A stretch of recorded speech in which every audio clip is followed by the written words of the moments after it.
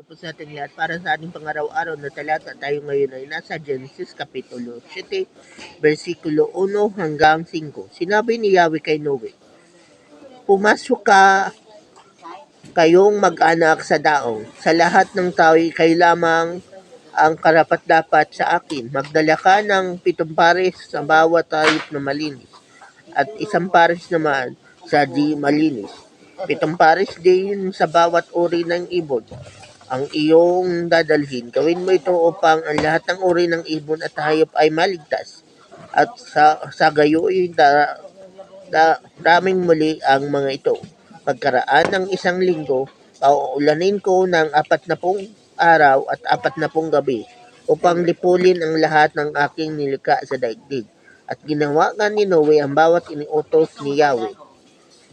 Ito na nga po na nangyari na inutusan na ng Panginoon na si Noe na hindi lang yung kanyang pamilya ang maligtas, kundi pati mga hayop.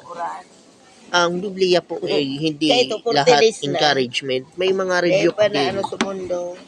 So, ibig sabihin nito, 1 hour lang.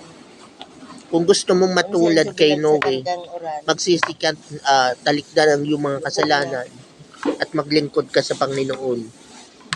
May oras pa.